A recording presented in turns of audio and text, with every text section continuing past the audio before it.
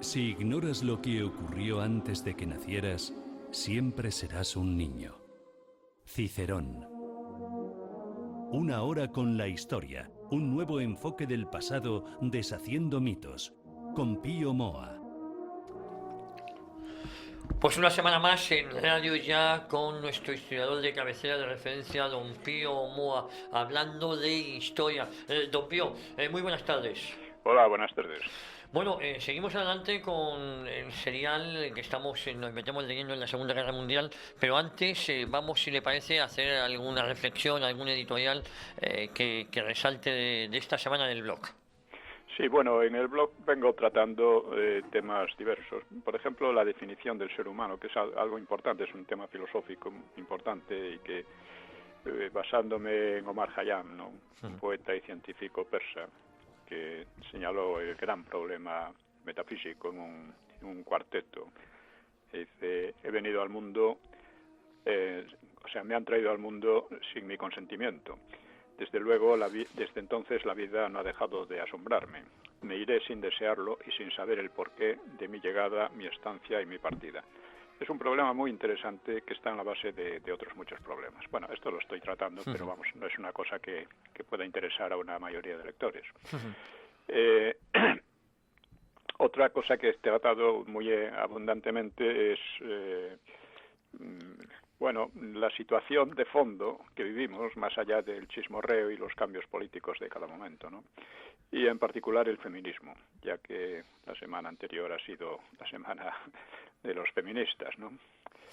Bueno, he tratado, por ejemplo, también en el blog, como saben quienes lo leen, tengo una sección siempre que pongo crónica, pero que también se podría titular píldoras contra el mareo, es decir, contra el mareo que provoca todo este embrollo de los políticos y de los medios, ¿no? que crean una cantidad de pseudoinformación fraccional, etcétera, que verdaderamente marea, ¿no? Sí, tóxica muchas veces. Sí, muchas veces tóxica, ¿no?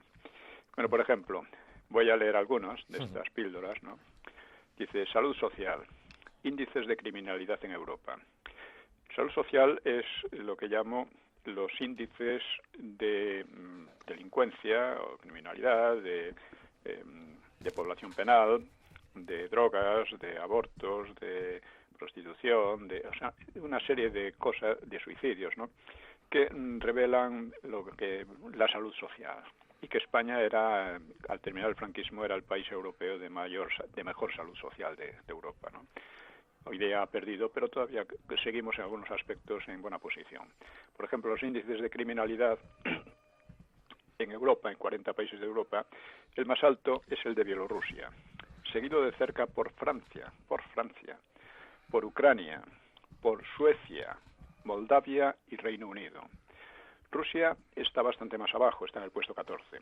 Hungría en el 22, Polonia en el 29 y España, insisto, es una herencia del franquismo, en el 25, que no es demasiado alto, no es bajo, pero no es demasiado alto, ¿no? El puesto más bajo, curiosamente, es Suiza. Otra píldora, ¿no? Quieren convertir a Villarejo en el gran delincuente cuando solo estaba al servicio de los mayores delincuentes políticos, empresariales y mediáticos.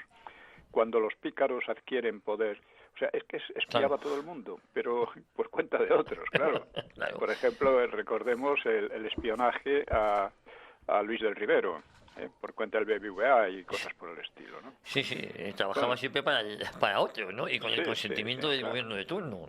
Claro, tenía su negocio y todos acudían a él. Cuando los pícaros adquieren poder, se convierten en mafiosos. Y eso es lo que lleva muchos años ocurriendo en España, ¿no? Porque la mitad de los políticos son simples pícaros, ¿no? Y Villarejo es solo el espejo de un régimen putrefacto. Otra. Lo que queda de la herencia de Franco es lo que ha impedido que España se convirtiera en una democracia y un Estado fallido, aunque va camino de ello debido al antifranquismo. Sobre esto, en España, defender la unidad nacional y la democracia ha llegado a ser de extrema derecha. Defender leyes totalitarias, apoyar los separatismos, vender la soberanía, etcétera, eso dicen que es moderación y centrismo. Hay un tema sobre la monarquía, que lo he sintetizado en mi libro sobre la Segunda República, creo que es fundamental para entender lo que está pasando, ¿no? Ha dicho o le han hecho decir a Felipe VI lo siguiente: la guerra civil y la dictadura fueron una inmensa tragedia sobre la que no cabía fundar el porvenir de España. Bueno, esta es la idea de UCD y PP, a remolque de separatistas y liberdicidas socialistas, ¿no? Entonces, ¿sobre qué podría fundarse? Sobre la herencia del Frente Popular, de la República, de una monarquía suicida de los años 30 que se suicidó, o sobre la nada. Pues he aquí el problema. Esa derecha es precisamente la nada. O mejor, es la corrupción compartida con sus socios rivales políticos. En eso quieren fundar el porvenir de España. Y si realmente Felipe VI quiere fundar la monarquía en la negación de su propio origen franquista, tiene la experiencia del tránsito de la monarquía a la Segunda República. Puede aprovecharla o no. No hay ningún problema en una España republicana, excepto los republicanos, de entonces y los de ahora, que Azaña los definió de una manera, el propio Azaña, que los definió constantemente, ¿no?, como botarates y loquinarios sin ninguna idea alta. No han aprendido nada de la historia y parece que tampoco los monárquicos, pero la historia no pasa en vano ni al gusto de los politiquillos de ocasión. Sobre el feminismo, aparte de algunas de estas píldoras, pues por ejemplo esta, el descrédito de la maternidad por el feminismo fue precedido del descrédito de la paternidad por la misma ideología. O sea, solas y borrachas, vaya ideal. De verdad representan a la mujer, esas chillonas indecentes, esas tiorras que decía Unamuno. Otro, las solas y borrachas han leído solemnemente los nombres de las 80 mujeres fusiladas en el franquismo. Como tanta borrachera las vuelve olvidadizas, no han explicado por qué fueron fusiladas y por qué fueron tan pocas para tanta opresión y esclavitud como dice que sufrieron. Por cierto, en las manifestaciones de alegría por la liberación de Madrid al final de la guerra, la presencia femenina era probablemente mayoritaria. Pueden verse los vídeos al respecto. Efectivamente, esos vídeos que están al alcance del que los desee buscar en las redes sociales. La verdad es que quienes creen inferiores a las mujeres tienen en los esperpentos feministas una prueba aparente, ¿no? Bueno, pues más allá de estas historias, está un aspecto muy importante es, hablo de, por ejemplo, el marxismo y el feminismo. Le dedico unos pequeños comentarios, ¿no? Igual que el marxismo, el feminismo juega esencialmente con el victimismo, que es un sentimiento permanente en el ser humano. Todos tendemos a sentirnos víctimas de algo, ¿no? Y es fácilmente explotable por la demagogia. Durante milenios, el patriarcado, dicen, habría oprimido, explotado y apartado de toda creatividad a la mujer, en abstracto. Es decir, la transmisión de la vida y la crianza no son creativas a su juicio, ¿no? La realidad histórica es que las mujeres de clase alta siempre han disfrutado de mejor posición, comodidades y derechos que los hombres de clase baja, y que los oficios y posiciones a los que pueden acceder hoy las mujeres no han caído del cielo para que se las apropiasen los hombres, sino que han sido desarrolladas de manera casi exclusiva por varones, con enorme esfuerzo y a menudo sacrificios y peligros, y en gran medida por proteger a sus familias, es decir, a las mujeres y a los niños. Otro aspecto del marxismo y el feminismo, las relaciones laborales siempre tienen un fuerte sesgo conflictivo. La idea marxista de que la economía pudiera funcionar sin empresarios, sustituidos por los obreros o por el Estado, se puede concebir, y hasta cierto punto ha funcionado, aunque muy mal. En cambio, no es concebible que la vida humana funcione sin hombres o sin mujeres. La relación entre ambos sexos, aunque no exenta de conflicto, es fundamentalmente amorosa, pues de otro modo sería imposible la reproducción. El feminismo empeora mucho al marxismo porque ve la relación como esencialmente de poder y por tanto conflictiva, y en su lógica llevaría a la extinción de la humanidad. La alianza feminista homosexista, al igual que la obsesión por el aborto como signo distintivo de una igualdad ilusoria, pues conducen ciertamente a la abolición de la humanidad. Así como el marxismo conduce por lógica a sociedades totalitarias y prácticamente esclavistas, la evolución del feminismo es más radical, obsesionado por la relación de poder entre los sexos, que finalmente entiende como inevitable opresión del varón, pues empuja hacia proyectos histéricos como la utilización de la ciencia para transformar a la especie humana en otra cosa, sin hombres ni mujeres. Por ejemplo, hay un manifiesto Cyborg, de una tal Donna Haraway, una teórica de estas feministas, que pretende que el ser humano, mediante la ciencia, pues cambie, desaparezcan hombres y mujeres, etcétera, ¿no? Sí, sí. Hay que decir que el marxismo esclavizaba a los proletarios en nombre del proletariado y concentraba al máximo el poder en una ínfima minoría en nombre de la igualdad social. O sea, había en él un elemento de histeria. Y la histeria feminista aspira a ir más allá. No solo quiere imponer la máxima opresión sobre las mujeres, sobre lo que las caracteriza ante todo, con la maternidad, ¿no? Imponer la máxima opresión en nombre de la mujer, sino la extinción de la humanidad en nombre de la igualdad de los sexos, ¿no? Y bueno, he tratado también un aspecto que es el odio que despierta el feminismo, ¿no? Por ejemplo, creo que quien mejor condensa la ideología feminista es esta frase de Kate Millett, que es una de las más significadas pensadoras del feminismo, pensadoras entre comillas. Dice: el amor es el opio de las mujeres, como la religión el de las masas.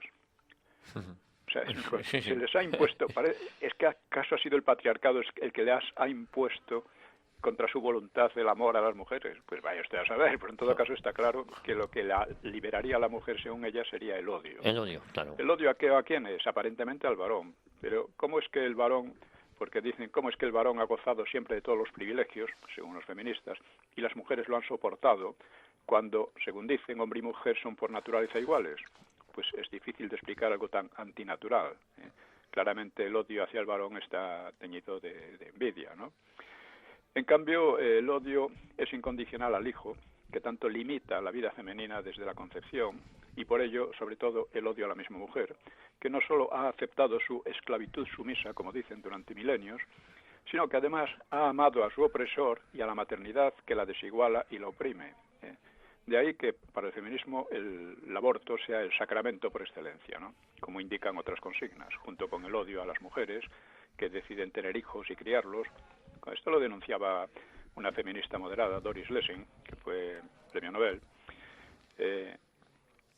Decía que, bueno, ¿cómo es posible que se trate de discriminar y humillar a las mujeres que quieren tener hijos, ¿no? Bueno, pues dice, hay cientos de consignas en el mismo sentido. Por ejemplo, soltera, siempre soltera; boyera, siempre boyera. Eso con música también. Que nos detengan, que somos abortistas, malvadas feministas y no nos pueden controlar. Nosotras decidimos, o sea, deciden sobre el ser humano que llevan en el vientre y que no procede solo de la mujer, procede también del padre, ¿no? O sea, destruir una vida humana da impresión de un poder absoluto del que carecerían las mujeres y por contraste con el que atribuyen histéricamente al varón. Y a lo largo, etcétera, ¿no? En el fondo es un odio al género humano, como decían erróneamente los paganos romanos del cristianismo. Sí. En fin, un profesor portugués me ha enviado un tuit de una señora feminista portuguesa contra los que votaron a un partido parecido a Vox que hay allí, sí, que se llama Chega. Chega, sí. Que basta, ¿no? Sí, sí. Dice que todos los que votaron por el fascista, para ellos todos son fascistas, claro, pues que tengan los hogares quemados, los hijos destripados, los vientres hinchados con amoníaco y rasguen las vestiduras ardiendo y en desesperación. A ver, ¿cómo se puede decir una cosa así? Una barbaridad es así, pero claro. Es que eso es, o sea, lo que define al feminismo son estas consignas precisamente. No son esos rollos sentimentales victimistas de que si esto, que si la mujer, que si... Efectivamente, las mujeres como los hombres siempre han tenido una vida bastante dura, ¿no? Pero aquí de lo que se trata es de otra cosa. Ellos odian realmente el propio género humano, porque se divide entre hombres y mujeres. ¿Qué le vamos a hacer? Es decir, es lo bueno que tiene por otra parte, pero para ellas es lo horrible. Pues bueno, pues así es, ¿no?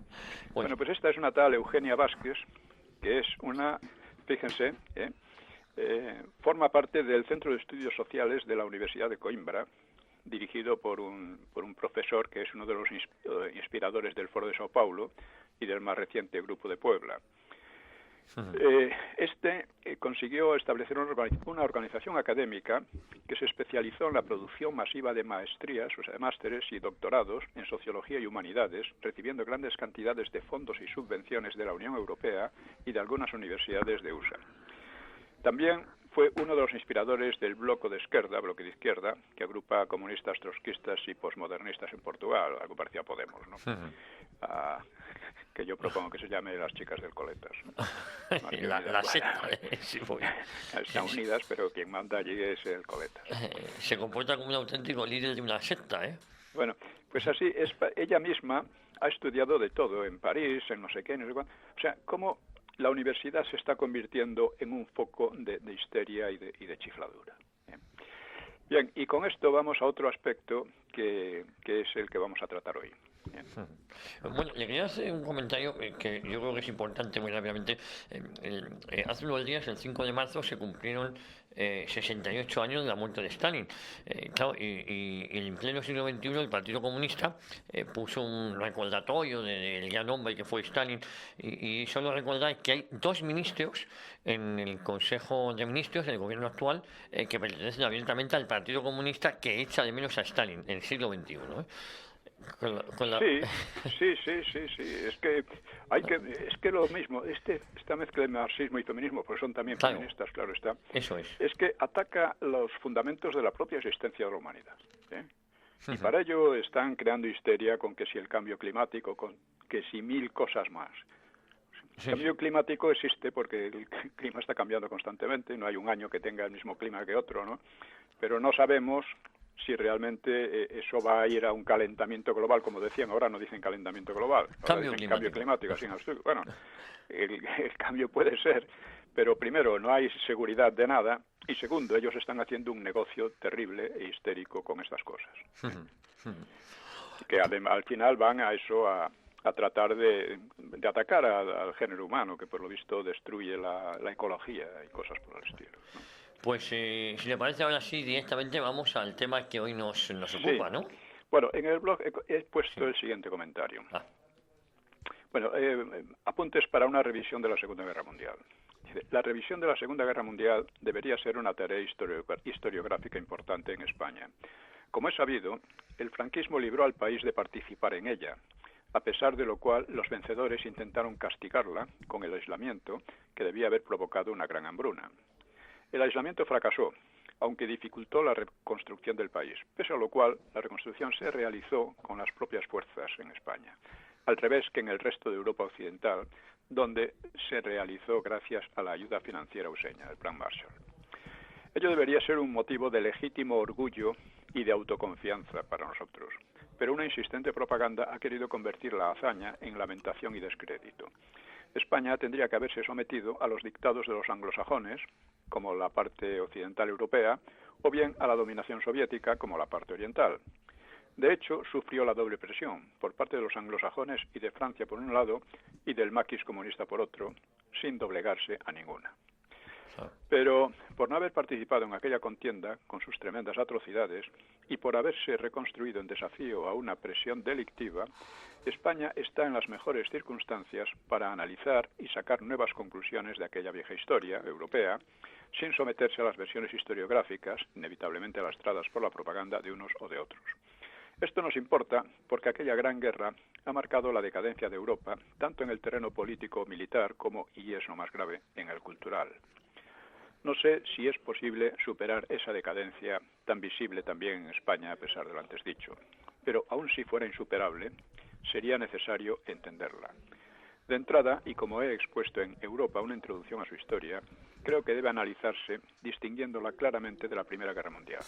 La Primera Guerra Mundial se desarrolló entre potencias básicamente liberales y parlamentarias, mientras que la Segunda se dio entre potencias ideológicamente opuestas entre sí, con alianzas inesperadas. Entonces se hace necesario entender cuáles fueron esas ideologías, las críticas mutuas y los intereses representados. Bien. Así que vamos a empezar. Evidentemente no vamos a hacer la revisión porque eso es un trabajo de años y que yo mismo además no puedo oponerme a ello, ¿no? Sí. Pero algunos apuntes sí. Y vamos a hacer unos así como hemos tratado los años 40, como los gloriosos años 40, exponiendo un poco cómo fue y por qué. Vamos a tratar un poco la Segunda Guerra Mundial, hablando primero de cómo se desarrolló, simplemente una descripción, ¿no?, de cómo fue desarrollándose, lo haremos en 2 o 3 sesiones, Luego, sobre las estrategias de unos y de otros, porque cada uno tuvo su estrategia propia. Stalin tenía la suya, Hitler la suya, los anglosajones la suya, ¿no? Y finalmente, sobre las tres ideologías se impugnan. El nazismo, más bien que el fascismo, incluía el fascismo, pero vamos, es una cosa un poco distinta. El comunismo y el liberalismo, la democracia liberal que representaban los anglosajones. Esto lo iremos viendo porque es la mejor manera de entender algo de lo que pasó y por qué terminó tan catastróficamente para Europa. Va a ser la revisión de la Segunda Guerra Mundial y empezamos hoy. Sí, eso es. Bueno, pues vamos a empezar, como digo, por el relato de lo que fue ocurriendo, y que, como sabemos, la guerra empezó en septiembre de 1939, aunque ya en el mes de abril, que el mes de la victoria de Franco, pues Italia invadía Albania, mientras Hitler aprobaba el plan Weiss, que llamaban el plan blanco, para invadir Polonia, y cancelaba el convenio naval con Inglaterra, así como el tratado de no agresión con Polonia, que habían firmado en 1964 por 10 años, ¿no? Sin embargo, o sea que se veía que ya la cosa iba adelante, o sea, la contienda, ¿no? La preparación de la contienda, ¿no? Sin embargo, Mussolini pues miraba con bastante aprensión la idea de una guerra general. ¿Por qué? Pues porque no se sentía preparado para ella y sabía que los gestos belicosos y el aparato militar de que hacía gala tanto el fascismo italiano, pues tenían mucho de fachada, de cartón piedra, ¿no? Sí. En mayo, de todas maneras, firmó con Alemania el Pacto de Acero, de mutua asistencia militar, que reforzaba el eje Roma-Berlín, del que se venía hablando desde el 36, pero seguía manteniendo buenas relaciones con Inglaterra y además presionaba a Hitler entre la esperanza y el desmayo para evitar el conflicto europeo, a lo cual le ayudaba la diplomacia británica, máximamente interesada en que Italia se mantuviera al margen del conflicto, ¿no? Esto es muy, muy importante porque es decir, los preparativos, o sea, Hitler realmente tenía preparativos deliberados para una guerra general, con el propósito fundamental de invadir y ocupar la Unión Soviética. Bueno, la situación se tornó entonces, con estas cosas, se tornó muy alarmante para la Unión Soviética, porque la previsible caída de Polonia llevaría al poder alemán directamente a sus fronteras. Y Japón hostigaba en mayo a la República Títere Soviética de Mongolia, cerca del río Halkingol. Este fue un hecho importante, generalmente no apenas se cita, pero es importante, ¿no? Sí, efectivamente. Sí. Claro. Durante los meses siguientes, las incursiones de soviéticos y japoneses derivarían en una guerra no declarada con intervención de cuerpos de ejército, una guerra muy importante, ¿no? Japón había firmado con Alemania en el 36 el pacto anti-Comintern y sus hostilidades parecían el preludio de un ataque concéntrico desde Alemania y desde Japón contra la Unión Soviética, desde el este y desde el oeste. Así, la expansión japonesa por China, que apuntaba ahora a Siberia, pues constituía otro foco incandescente, ¿no? de conflicto generalizado, ¿no? Sin embargo, las cosas no fueron bien para los japoneses. El ejército ruso lo derrotó por completo a finales de agosto y desde abril Londres dio por terminada su política de apaciguamiento y concesiones a Hitler y aceleró su rearme. Entonces ofreció a Polonia garantías frente a las exigencias alemanas, firmando con ella un pacto de asistencia mutua. Francia también respaldó a los polacos. Y la victoria soviética en Mongolia y el cambio de política inglesa pues mejoraban mucho la capacidad de maniobra de Moscú. Debe tenerse en cuenta que todas estas cosas asustaban un poco. A Franco le preocupaba muchísimo. Sí, esto es movimiento, ¿no? Decía, bueno, aquí de un conflicto entre Alemania y Francia e Inglaterra, los únicos que se van a beneficiar son los comunistas. Claro. Y ¿Cómo así claro, fue? Stalin lo que quería era que la guerra empezara por ahí y no entre Alemania y Rusia, ¿no? Pues los meses de junio, julio y agosto vieron en Europa un un complicado juego diplomático entre Francia, Inglaterra, la Unión Soviética y Alemania, ¿no? Francia e Inglaterra trataron de entenderse con la Unión Soviética para respaldar a Polonia, Rumania y los países bálticos frente a las apetencias alemanas. Pero la protección soviética espantaba a estos países no menos que la agresividad nazi, ¿no? Y Stalin llevaba tiempo jugando con dos barajas, pues buscaba al mismo tiempo un arreglo con Hitler. Y tampoco faltaron sondeos de las democracias con vistas a un acuerdo con Alemania. Es decir, los soviéticos, cada uno temía a sus posibles aliados, ¿no? Los soviéticos temían que Francia e Inglaterra estuviesen haciendo el juego a Alemania con el fin de que terminaran enfrentándose a Alemania y a la Unión Soviética. A su vez, lo cual en parte era cierto. Claro. En parte, no del todo, pero en parte sí. Y a su vez los alemanes pues también jugaban con unos y con otros, ¿no? Hitler deseaba concertarse con Stalin a fin de ocupar Polonia sin correr el riesgo de una guerra en dos frentes. Es decir, en el este y la que le pudieran declarar Inglaterra y Francia, ¿no? La negociación Berlín-Moscú fue la que prosperó y el 23 de agosto el mundo entero quedó asombradísimo ante la noticia del pacto germano-soviético, llamado también Ribbentrop-Molotov por los firmantes, ¿no? Que eran ministros respectivos de Exterior. De exterior de cada uno de los países. El pacto sellaba el destino de Polonia y de los países limítrofes, dividiéndolos en esferas de influencia rusa y Alemania. Sus cláusulas, que eran secretas por completo, no pues establecían el reparto de Polonia, la inclusión de los países bálticos, salvo Lituania, y de Finlandia, así como Besarabia, rumana, en la zona soviética. Esto tiene una gran importancia, porque para Alemania los avances por Besarabia situaban muy al alcance del ejército rojo el petróleo rumano, que era esencial para la máquina de guerra de Hitler. O sea que era un pacto verdaderamente peligroso tanto para unos como para los otros. De hecho, estos aliados del momento se preparaban cada uno de ellos para atacar al otro, sin ninguna duda, ¿no? Bueno, hay que decir también que el pretexto que utilizó Hitler para agredir a Polonia fueron sus exigencias sobre el pasillo de Danzig, que debía unir la parte de Prusia Oriental y Occidental, ¿no? Que estaban separadas desde la Primera Guerra Mundial, con un terreno intermedio polaco, ¿no?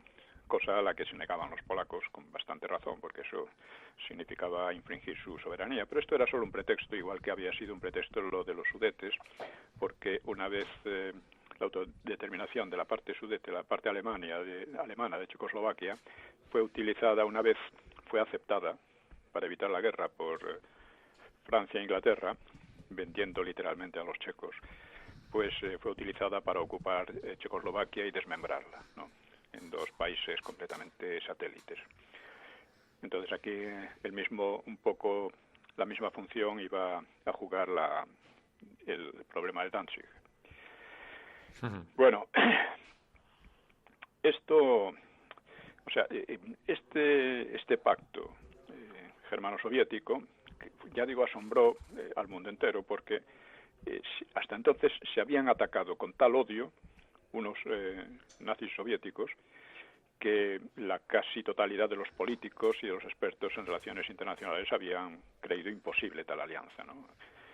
Walter Krivitsky, que fue jefe del espionaje soviético en Europa Occidental y que había desertado en 1937, había estado en España también, había desertado y avisando sobre la política de Stalin, pero nadie la había tomado en serio, claro. Bueno, pues ahora ni Francia ni Gran Bretaña podían echarse atrás de sus garantías, como habían hecho con Checoslovaquia. Y Hitler intentó el 25 de agosto disuadir a Londres de su apoyo a Polonia, proponiéndole una especie de reparto del mundo con seguridades para el Imperio Británico, pero fue rechazado. La rápida evolución de los acontecimientos pues anulaba la paz obtenida tan solo 21 años después de la Primera Guerra Mundial. Esto era un cambio ya decisivo. O sea, la paz de Versalles, con la que terminó la Primera Guerra Mundial, pues naturalmente era muy beneficiosa para Francia e Inglaterra. Alemania era la que salía peor parada, con diferencia, ¿no? De ella se aprovechó también la Unión Soviética de otra manera. Bueno, el pacto iba a crear una larga frontera entre Alemania y la Unión Soviética y con ella las bases para el futuro y decisivo choque entre ambas. Hay una corriente en Rusia que sostiene que en realidad cuando llegó el ataque de Alemania a Rusia simplemente se había adelantado a lo que estaban preparando ya definitivamente los soviéticos para destruir Alemania, ¿no? Bueno, pues Hitler con este pacto pues evitaba un segundo frente en su previsible conflicto con Francia e Inglaterra, y una vez liquidada Polonia podría volverse contra ellas si era preciso. Y Stalin, por su parte, ganaba tiempo y obtenía unas magníficas ventajas territoriales y económicas. Y por otra parte, los japoneses interpretaron el pacto germano-soviético como una anulación del pacto anticomintern, lo cual era cierto. Sí, claro. O sea que junto con la victoria soviética en Jalgingol, pues por esas fechas alejó la eventualidad de un ataque a la Unión Soviética desde el este, desde Japón. Desde Japón, claro. Bueno, pues tanto Alemania como en Alemania como en la Unión Soviética, pues las respectivas propagandas antisoviética y antinazi feroces pues desaparecieron como por ensalmo, ¿no? Y Stalin además hizo fusilar a numerosos jefes comunistas alemanes exiliados en la Unión Soviética en obsequio a la nueva política. En Francia, el potente Partido Comunista francés frenó sus ataques al fascismo, denunció una probable guerra entre potencias imperialistas. O sea, potencias imperialistas eran Alemania y Francia, la propia Francia e Inglaterra. Una guerra que, según aseguraba, no interesaba al pueblo francés.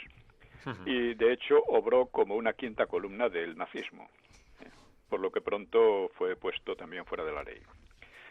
Bueno, pues el 1 de septiembre del 39, solo una semana después del pacto Ribbentrop-Molotov, Alemania invadía Polonia, y 3 días más tarde Francia e Inglaterra declaraban la guerra a Alemania. Bueno, el ejército polaco no era nada desdeñable, ¿no? Estaba considerado el sexto de Europa y, al contrario que el checo, disponía de amplio espacio para maniobrar, porque cuando se planteó la invasión de Checoslovaquia, el Estado Mayor checo, o checoslovaco, pues hizo unos cálculos y juegos de guerra que demostraban que el país no tenía suficiente profundidad como para maniobrar en contra de la invasión, sino que sería rápidamente vencido, claro, ¿no? Vencido. En las primeras líneas, ¿no? Pero el alemán, claro, el ejército alemán era mucho más potente y sobre todo mucho mejor organizado.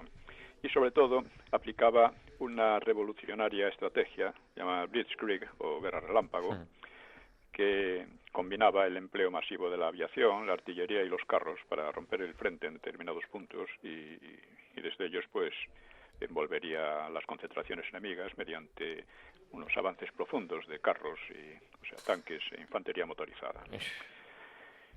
Así que de este modo logró imponerse enseguida. Además atacaba en tenaza desde el este y desde el oeste, desde la Prusia Oriental, ¿no? De este modo logró imponerse y a pesar de la valerosa y a veces suicida resistencia polaca, ¿no?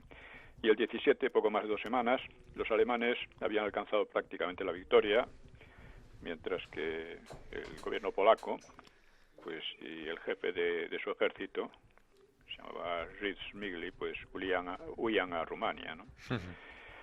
Varsovia y otros puntos aún resistieron hasta finales de mes. Y desde el mismo día 17, cuando ya los alemanes habían alcanzado sus objetivos, pues los soviéticos ocuparon sin ningún esfuerzo la zona que habían acordado con los alemanes, Hitler de Alemania, ¿no? sobre texto de proteger a la población. Claro que era también una zona que habitaban mayoritariamente bielorrusos y ucranianos, ¿no? Los polacos eran allí minoría, pero claro, ninguno de ellos se sentía protegido por la Unión Soviética, desde luego que no. Es decir, se repartieron Polonia y es un elemento también importante. Es decir, que Polonia es invadida no solo por Alemania, sino también por la Unión Soviética. Sí. Claro, Polonia siempre ha estado en esa situación. Ha sido invadida y repartida ya varias veces a lo largo de su historia entre germanos y eslavos. Bueno, los polacos son también eslavos, ¿no? Pero rusos y alemanes y austríacos, ¿no? Bueno, de todas maneras, el respaldo de Francia e Inglaterra pues no valió de mucho a Polonia, porque aunque entre Francia e Inglaterra disponían de fuerzas superiores a las alemanas y además absolutamente superiores en su frontera próxima al Rin, la frontera del oeste de Alemania, pues allí eran completamente superiores, porque Hitler tuvo que concentrar casi toda su potencia militar en Polonia, en el este, ¿no? O sea, Francia alineaba 70 divisiones, aunque estaba en condiciones de movilizar 120, con 3.000 tanques, frente a una fuerza alemana insignificante y sin tanques, además, ¿no? La rápida caída de Polonia pues dejó a todos sorprendidos, pero aún así Francia e Inglaterra tuvieron tiempo y facilidades enormes para atacar. Sin embargo, apenas realizaron ningún movimiento efectivo. Y comenzó lo que en Alemania llamaban Stichkrieg, guerra sentada, y en Francia Drôle de guerre, guerra extravagante. Y solo en octubre comenzó Inglaterra a enviar tropas a Francia. Hasta diciembre no tuvieron ninguna baja mortal. No hubo bajas mortales en el frente terrestre, ¿no? En el frente de, vamos a decir, del Rin, ¿no? Del oeste alemán. Eso es.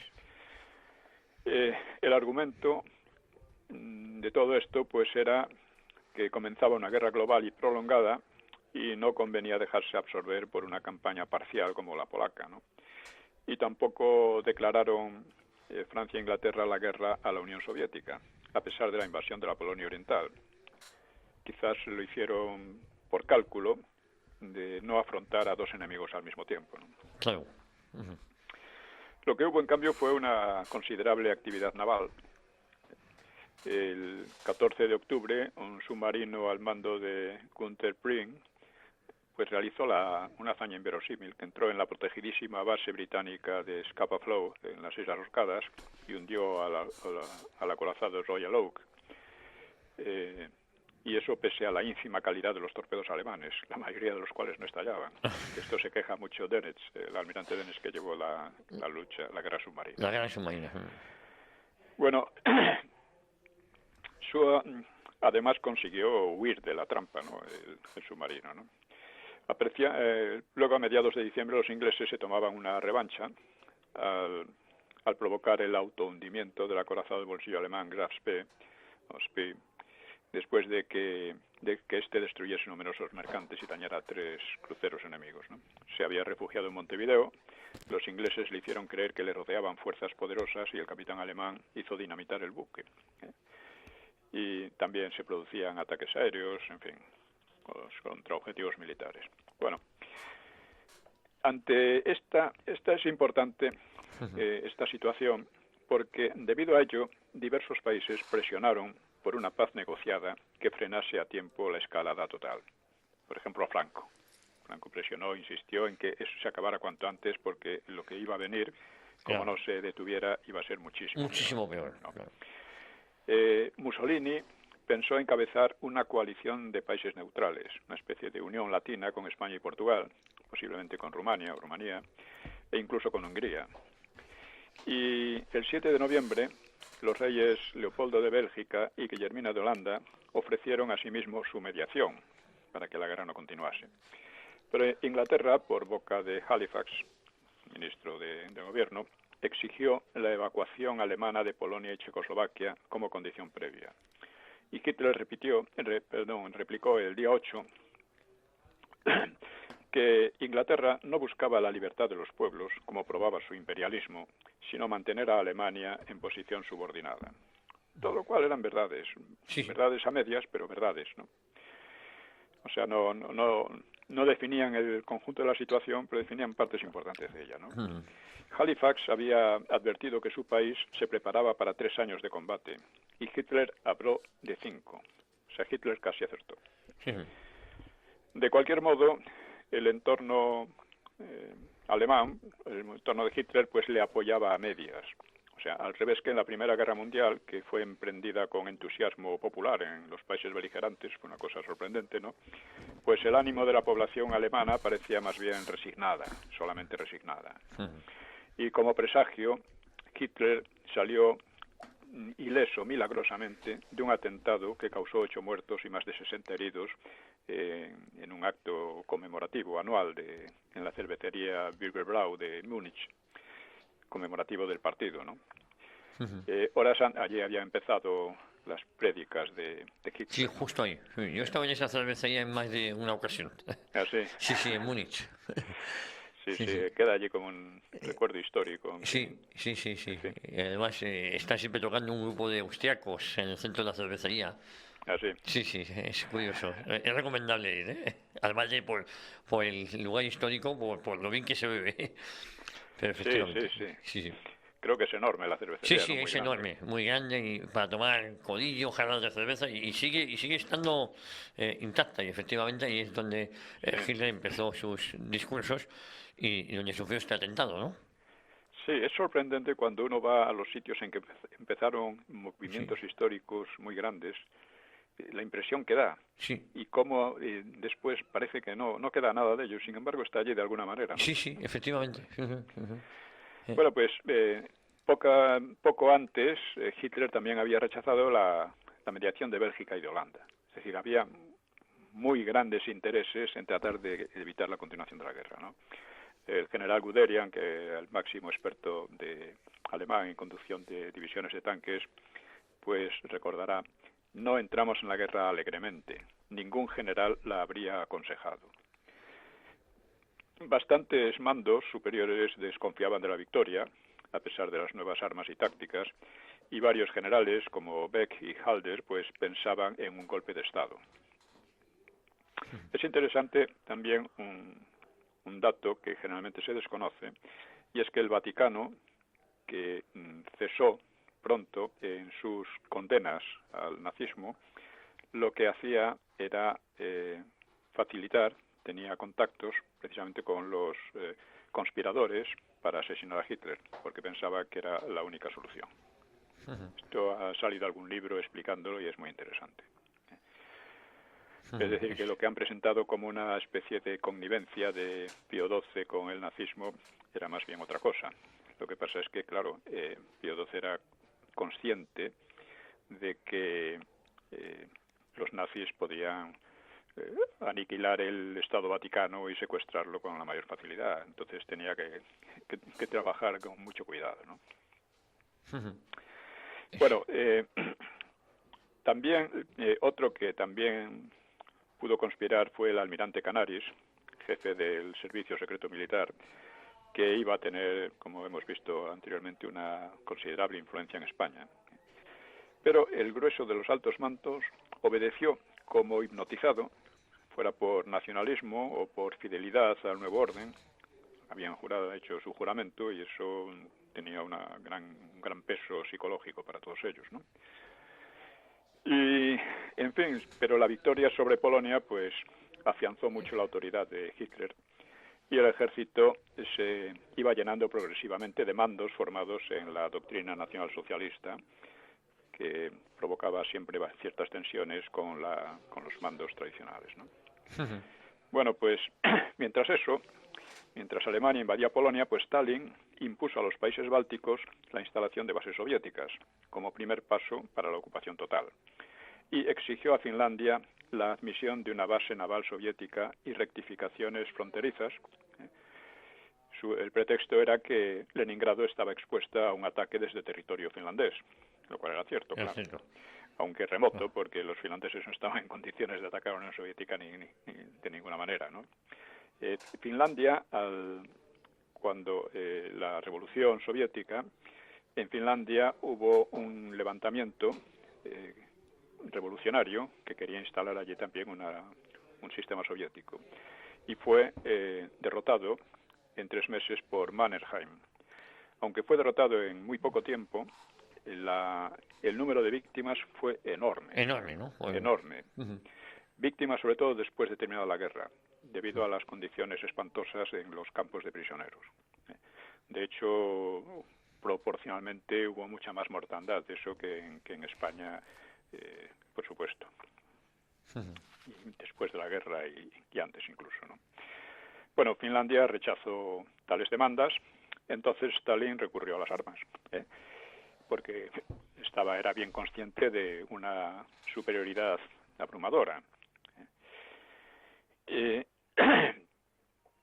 Además, su reciente victoria en Halkingol sobre un ejército tan temible como el japonés, pues le daba razones de sobra para imponerse a Finlandia, ¿no? Finlandia era un país poco poblado, con fuerzas armadas escasas, y debería oponer muy poca resistencia, porque además estaba aislado gracias al Tratado Germano-Soviético, es decir, que no iba a recibir ayuda de Alemania. De Alemania. Bueno, a finales de octubre las conversaciones se rompieron. Finlandia buscó ayuda en Suecia, pero Suecia, que estaba temerosa de alemanes y soviéticos, solo se comprometió a un apoyo diplomático, aunque fueron algunos voluntarios, ¿no? Los finlandeses esperaban, de todas formas, que Francia e Inglaterra la apoyasen, ¿no? Bueno, pues la lucha aquella no se pareció en nada a la de Polonia. El 29 de noviembre, la Unión Soviética atacó con 300.000 hombres, que pronto llegarían a 600.000, contra 33.000 finlandeses mal armados, que aumentarían algo más hasta 100.000, aparte de algunas milicias y voluntarios suecos y de otros países. La superioridad soviética venía a ser de 5-1 en tierra y absolutamente arrolladora, de 20-1 y más en aviación, en tanques y en poderío naval. Esto para los listos que dicen que Dios ayuda a los malos cuando son más que los buenos. Bueno, la primera oleada avanzó unos 20 kilómetros en un frente amplio, pero de inmediato quedó clara la intención de Moscú de montar un gobierno títere comunista, que iba a ser presidido por un líder de la Comintern que se llamaba Kuusinen, y lo cual reforzó la voluntad finlandesa de resistir. Como dije, en 1918 Finlandia había sufrido una guerra civil corta pero muy sangrienta, ¿no? Y la primera parte y ahora, después de aquello, pues el mismo Mannerheim iba a llevar la lucha adelante contra los soviéticos, ¿no? Era ya mariscal, ¿no? Bueno, pues inesperadamente, los hábiles y resueltos contraataques finlandeses lograron empantanar la ofensiva soviética y obligar a retroceder a sus enemigos durante el mes de diciembre. Y a finales de año la Unión Soviética fue expulsada de la Sociedad de Naciones a propuesta de Argentina y Portugal. Y Gran Bretaña empezó a enviar material de guerra, ¿no? Sí. Y esta situación, es muy importante ver cómo estuvo entonces a punto de cambiar toda la orientación de la guerra, porque llegó a haber planes por parte de Inglaterra y de Francia de atacar a la Unión Soviética. Bueno, vamos a ver también otro aspecto, porque al final la guerra terminó con victoria soviética, pero a un coste tan enorme, una victoria relativa nada más, y a un coste tan enorme que, bueno, en solo unos cuantos meses, que duró 3 o 4 meses, ¿no? Solo en ese tiempo, hubo más muertos que en los 3 años de la Guerra Civil Española. Esto nos puede hacer una idea de la dureza del conflicto. De lo que pasó allí. Y es importante también porque, como evidentemente los finlandeses no pudieron aguantar demasiado, pues no dio tiempo a que Francia e Inglaterra interviniesen contra la Unión Soviética. Tenían planes ya para atacar el Cáucaso y demás. Bueno, en aquellos instantes la posición de España era pues marginal, aunque Franco intentaba, como siempre, parar la guerra, ¿no? Precisamente la USA también estaba interesado en que se llegase a algún acuerdo, ¿no?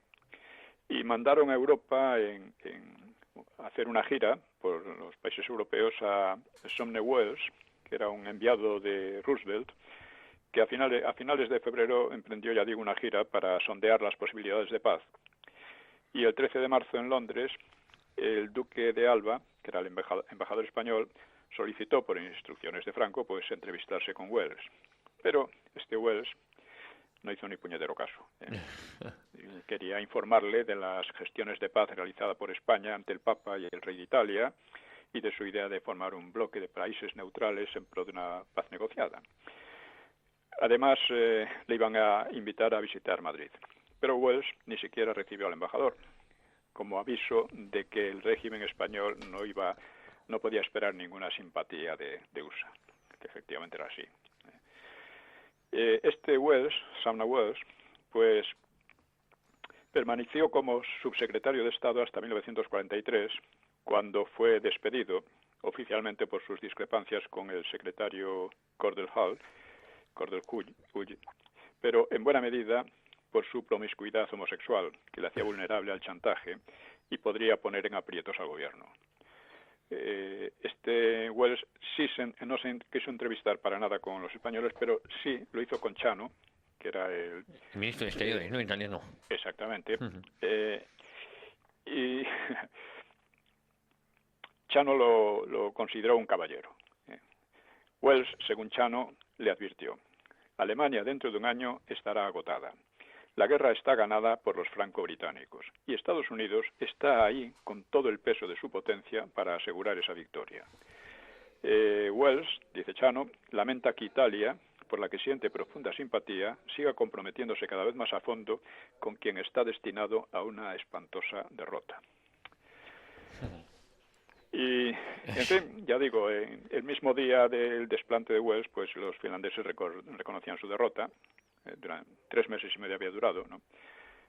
Cayeron 25.000 finlandeses y como 10 veces más soviéticos.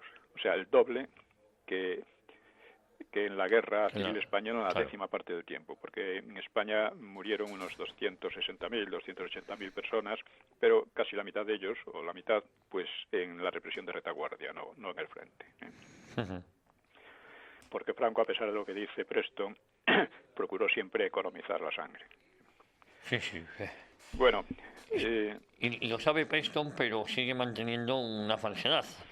Es un falsario profesional. Sí. Es un falsario profesional, pero claro, tiene una gran influencia en la desdichada clase política española, que no hay por dónde cogerla, ¿no? Es además completamente antiespañol. Él está a favor del separatismo catalán y de todo lo que sea, ¿no? Bueno, precisamente como dije al principio, la paz despojaba a Finlandia de territorios importantes, pero respetaba su independencia, y Moscú no se atrevió a absorber al país como había pensado al comienzo de la campaña, cuando montó el gobierno títere de Kuusinen, ¿no? Además, le convenía salir del atolladero y tener las fuerzas militares libres ante la evolución de los acontecimientos en la Europa occidental, así que tuvo que ceder en parte, aunque conquistó un cierto territorio, ¿no? El triunfo ruso, pues en Francia motivó la caída de un gobierno, de Daladier, acusado de excesiva pasividad. Lo sustituyó Renaud, más izquierdista y partidario de una acción resolutiva al lado de Londres y también de intervenir en Noruega. O sea que al terminar, estamos hablando de cómo empezó la guerra, ¿no? Cuando terminó el invierno de 1940, pues la guerra europea apenas se había materializado, aparte de cierta lucha en el mar, ¿no? Sin embargo, las esperanzas de pararla ya iban evaporándose. Mussolini permanecía neutral, lo cual satisfacía mucho a Franco, pero aumentaba, y también a Londres, claro, pero aumentaban los indicios de un cambio de postura italiana, porque a pesar del sacrificio económico que implicaba, pues el 18 de febrero el Consejo Supremo de Defensa italiano decidía suspender la venta de motores y aviones a Francia e Inglaterra. Es decir, que la gira de Wells no sirvió de nada. O sea, al suspender esa venta, pues quería decir que se preparaban para entrar en la guerra. Claro.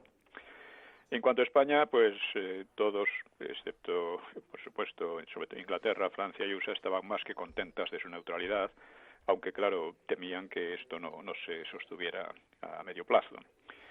Y también a Hitler le parecía bien la neutralidad española, porque en su mentalidad estratégica, pues todo lo verdaderamente importante era lo que ocurriera en el centro-este de Europa, y el escenario mediterráneo le parecía de muy poca importancia, y en todo caso se lo dejaba reservado a los italianos.